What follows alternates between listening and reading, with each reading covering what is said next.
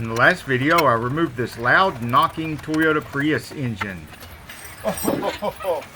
Oh, cue the singing angels.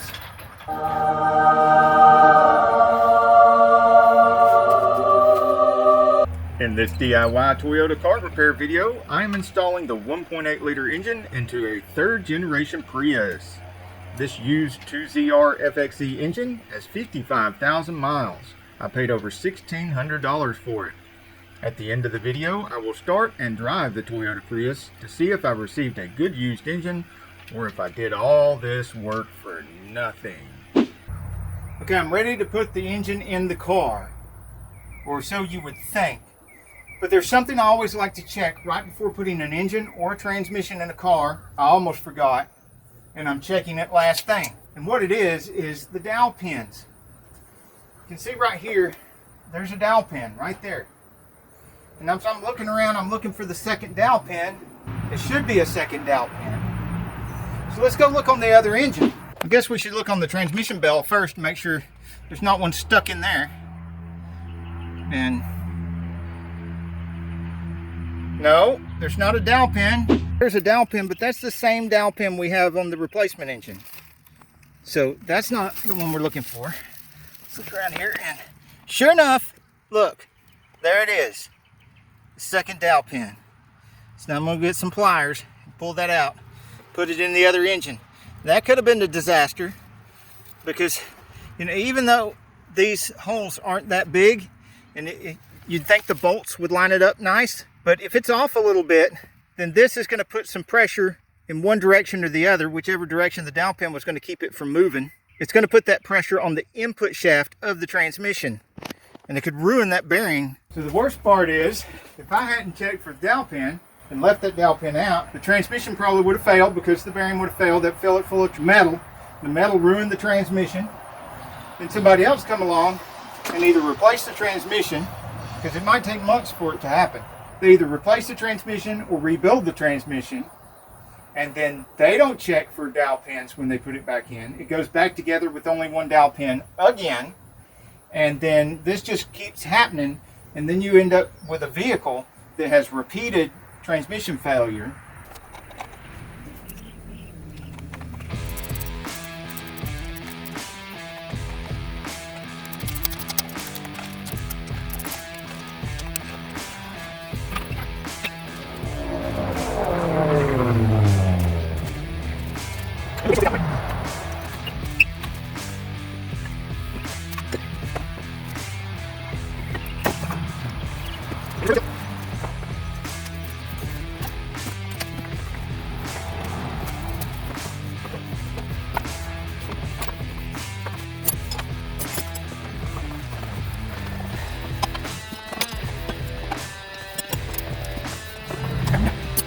In case you couldn't tell, I was lowering and raising this, trying to get my angle right down here, while over here turning the crankshaft so that the flywheel and clutch and everything would spin and line up with the splines on the input shaft of the transmission long enough for this to relax down in there.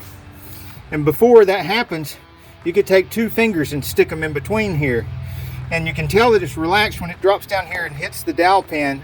And now the dowel pin's trying to go in the hole, and that's when you know you're on the splines. And notice there's not a big gap down here at the bottom either. So it's not like there's a narrow spot here and a big gap down there. It's about this narrow all the way around. Now I got a medium-sized pry bar, and I got on that end, and I pushed on it just to make sure it would go further without pulling on it with bolts. What I don't want to do is I don't want to put bolts in here and just pull it up. I mean, I could do that now that I'm absolutely sure that nothing's stopping it.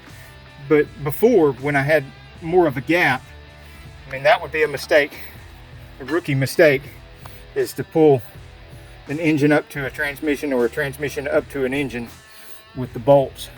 Because then, if something's wrong, there may even just be a wiring harness in here, trapped between the engine block and the bell housing, piece of wiring harness or a hose or something. And if that's in there and you pull it up with the bolts, I mean, you could ruin a wiring harness. Okay, here at the back of the engine, You can see way down in there, there's the bell housing and where the bolts go. More of them at the bottom. You can't really see those at the bottom from here, but I'll be crawling up under there. And I've got this long snap-on extension right here. And yes, I know how to use my long extension. And my bolts here. And because I just can't find a place to put the camera where y'all can see and it's not in my way, and in other words, I can't do the job and have the camera there at the same time. I just have to show you the before and after. So this is the before. Here they are. 1, 2, and 3, 4, and 5. Then over there, there's the 2 there, and there's 2 more at the top. So that's 9 of them. There are 9 fasteners to the engine mount.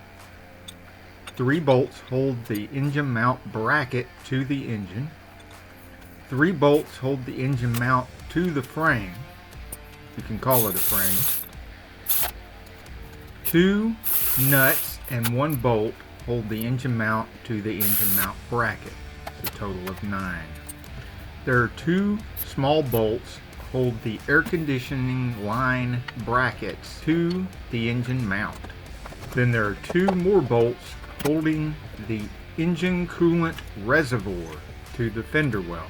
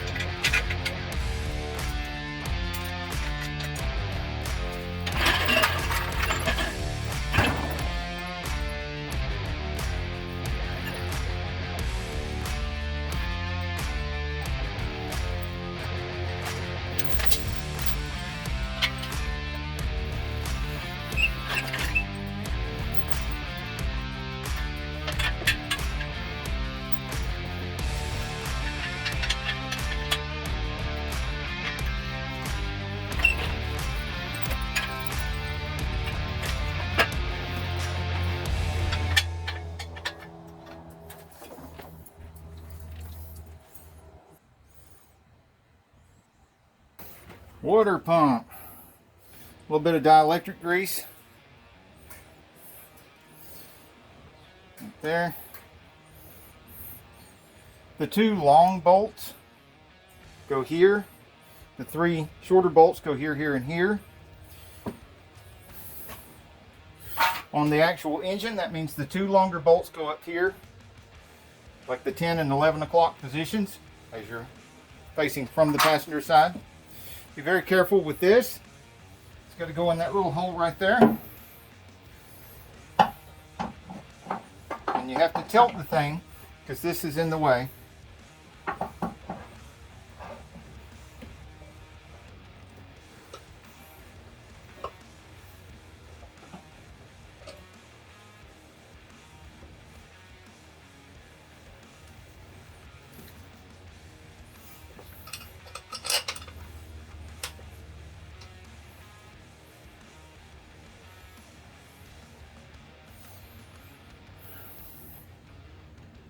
Run this in finger tight to hold the water pump for you.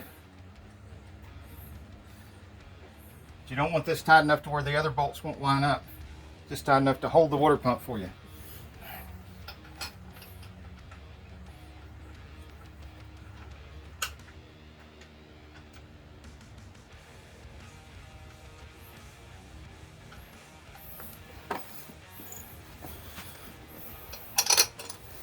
This last one, short one, is easiest to get from the bottom through the wheel well.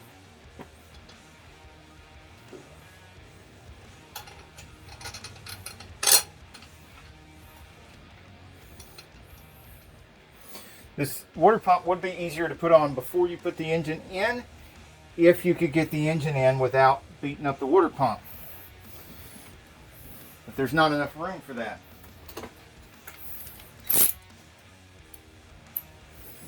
Ryobi P344. Now I can't run that all the way in because I've got to go to the bottom and put this in first.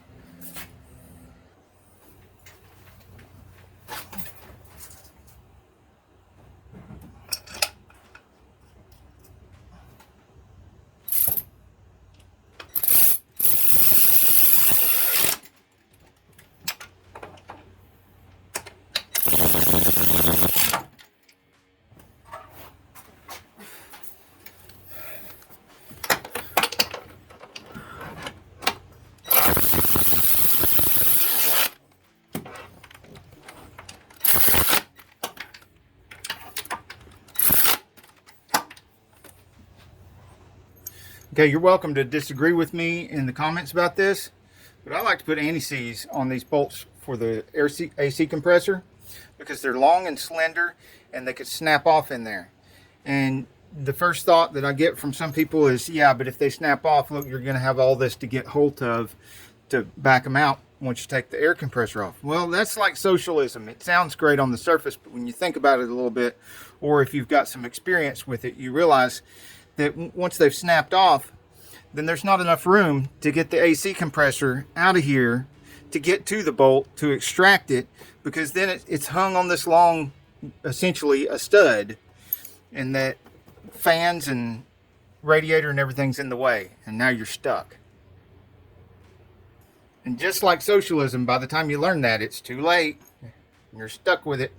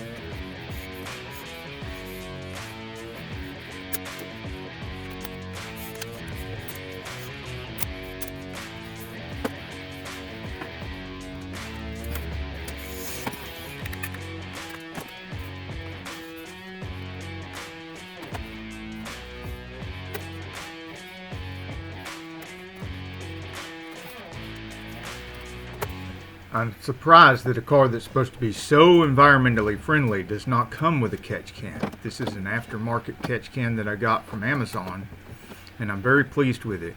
It helps reduce the amount of oil that comes from blow-by through the PVC valve into the intake, and I have to clean the intake and the throttle body a lot less often since I started using these.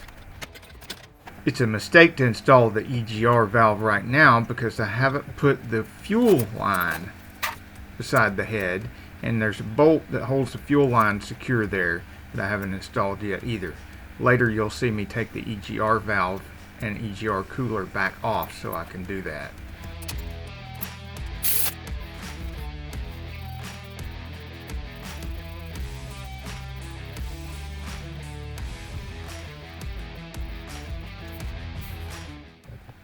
Apparently the previous owner of this engine was not using a catch can, as you can see by all the nastiness on the intake runners and the intake valves, which I'll clean up here. I'm using gasoline and Scotch-Brite. I do not recommend that you do anything that I do in my videos or even talk about in my videos. This is very flammable and dangerous.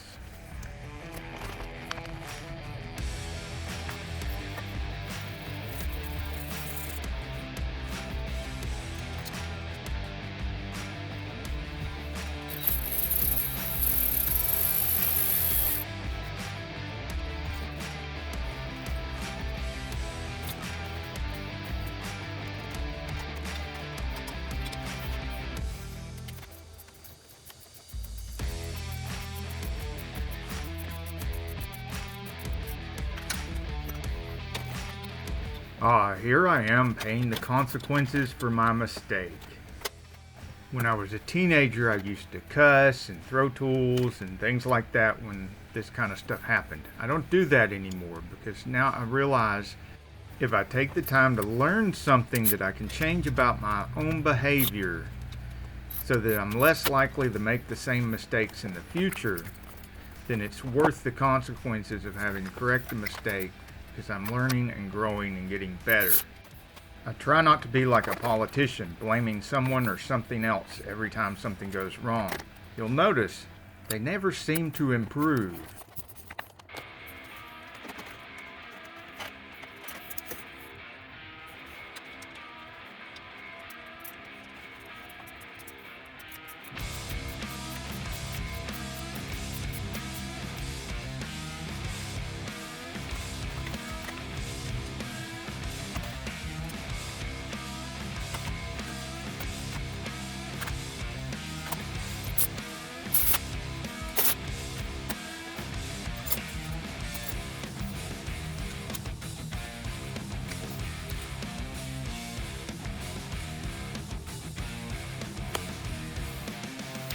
So this one's plugged up. That's going to set an EGR code.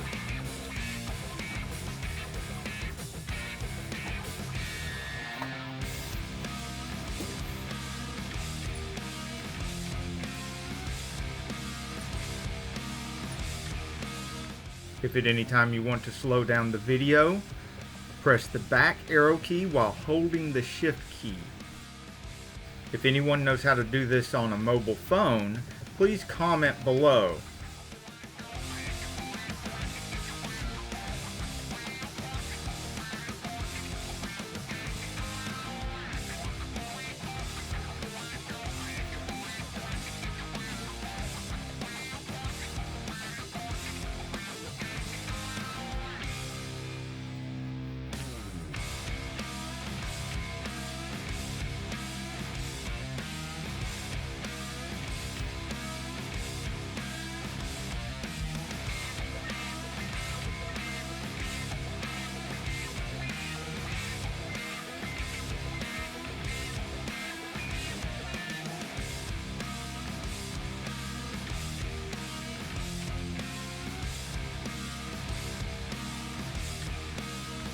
If you subscribe, I'll let you see a cute baby goat. But don't look! Subscribe!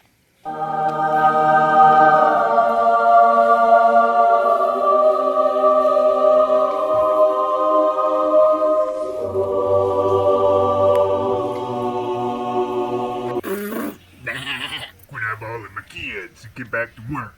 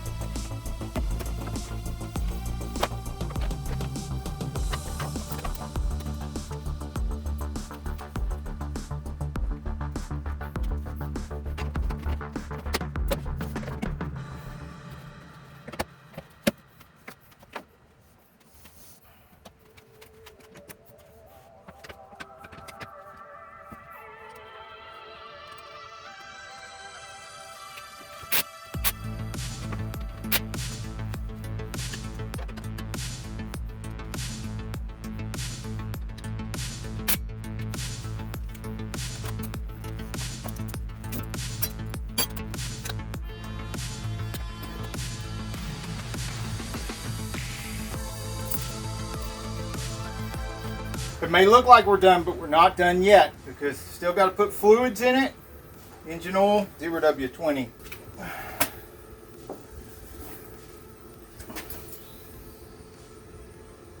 Also got to put the special coolant in here.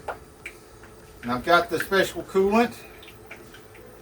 It's $31 and some change per gallon at the Toyota place right now. If I can find it cheaper than that, I'll put a link in the description along with a link to all the other stuff that I've been using. If you're ever watching one of my videos and you can't find a link in the description to any of the tools or parts that I'm using, please let me know in the comments and I'll get you a link if possible. Rarely, but sometimes there are a few things that I just can't find a link to. Things that have to be bought off the tool truck, like the snap-on stuff. But even the Milwaukee, I've got a link to the big bad boy Milwaukee. The price has actually come down a little bit on these. One of the best investments I ever made was getting off those air guns. Now, I did love my Thunder guns and stuff like that.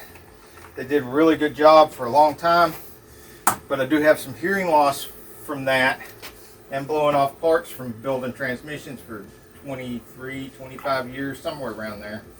I'd have to do the math to figure it out, but however long it was from 1992 when I started building transmissions, I switched from general repair to rebuilding automatic transmissions.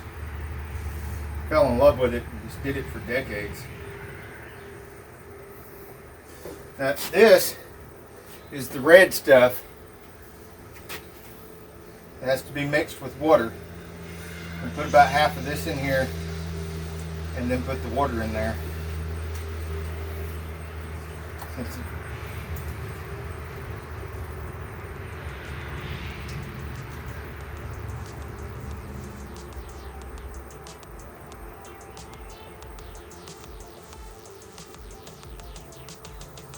And that was a 5-quart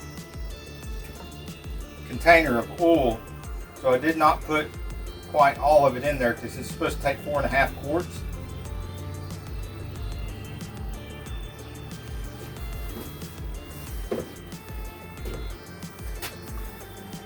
And I'm not suggesting you do this, but whenever I'm filling something up, I'd rather go a little tad over full than a little tad under full. Whether it be transmissions, engines, whatever. I'd rather be too close to the fill line or a tiny bit over than to be too close to the low line or a tiny bit under.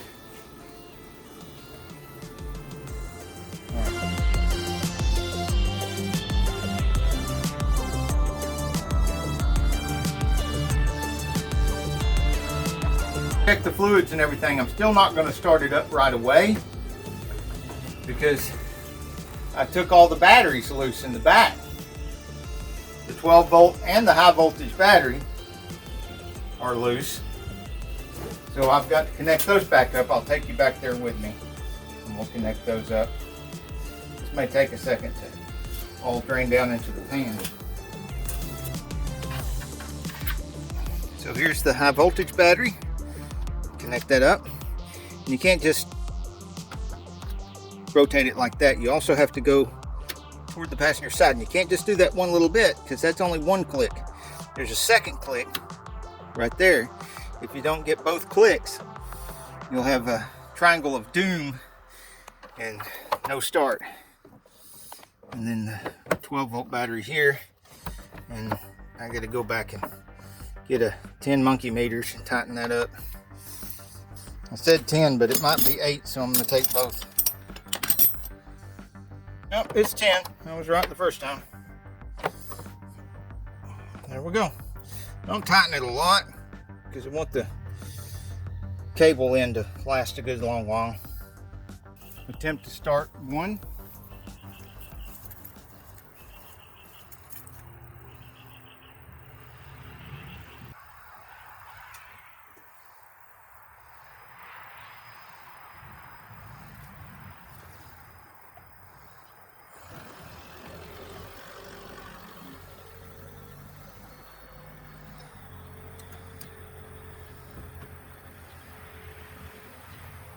It's running.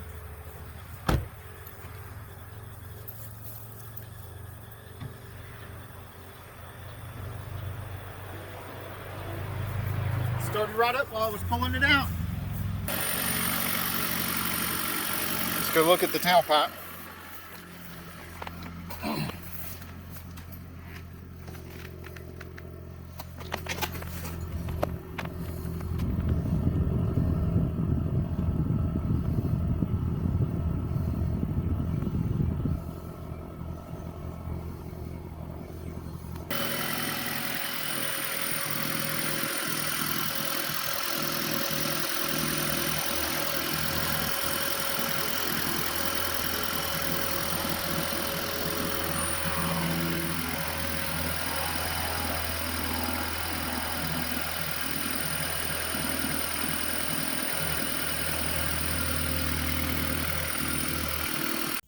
Isn't that a beautiful sight right there? Focus, camera, focus. Focus on the ready. Beautiful sight. Mileage is 374,180. Not on this engine, of course. This engine has got less than 60,000 miles on it. So at 374,180 on this car, the engine is less than 60,000 miles. And right now, she is smooth and quiet.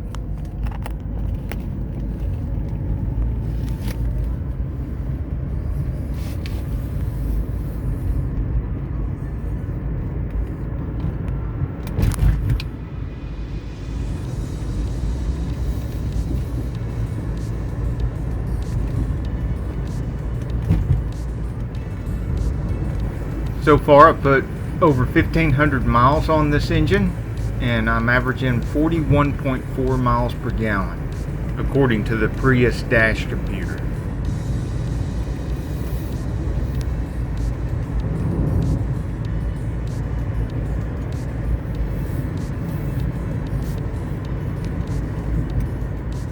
Before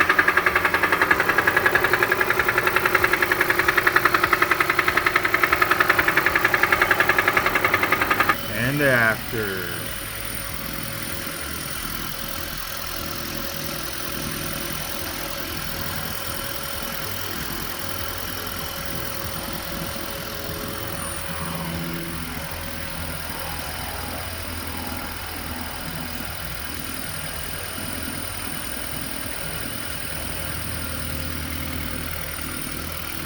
Hey, if you like this video, we got a whole lot more. We've got tool reviews, we've got repair videos, we've got show car videos, hot rods, mod rods, you name it. If it's got wheels on it and an engine, it's probably on this channel. So subscribe, like, and binge watch Zane Auto. Binge watch Zane Auto.